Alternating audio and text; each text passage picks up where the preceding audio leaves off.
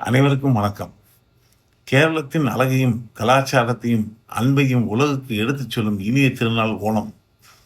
இந்த இனிய நாளில் கேரளத்தில் வாழும் என் அன்பான சகோதர சகோதரிகள் அனைவருக்கும் மதுரை ஆரம் அப்பாவு செட்டியார் ஜுவல்லரி சார்பாகவும் என் சார்பாகவும் மனமார்ந்த ஓணம் நல்வாழ்த்துக்களை தெரிவித்துக் கொள்கிறேன். ஓணம் என்றாலே நம் கண்முன்னே வருவது அழகான பூக்கோளம், வாழை இலையில் பரிமாறும் சுவையான ஓண சத்தியா, பாரம்பரிய உடைகள், களிப்பும் கொண்டாட்டமும் நிறைந்த குடும்பங்கள். ஆனால் ஓணத்தின் உண்மையான அழகு இவற்றையெல்லாம் தாண்டி இருக்கிறது. அது ஏதெனில் எல்லோரும் ஒன்றாக மகிழ்ச்சியாக வாழ வேண்டும் என்ற எண்ணம்தான் ஓணம் நமக்கு கற்றுத்தரும் மிகப்பெரிய நற்செய்தி. மதுரையில் இருந்து கேரள மக்களை, சகோதர சகோதரிகளை வாழ்த்தும் போது ஒரு விஷயத்தை பெருமையுடன் சொல்ல விரும்புகிறேன். தமிழும் மலையாளம் வேறு மொழிகளாக இருக்கலாம், தமிழ்நாடும் கேரளமும் வேறு மாநிலங்களாக இருக்கலாம்.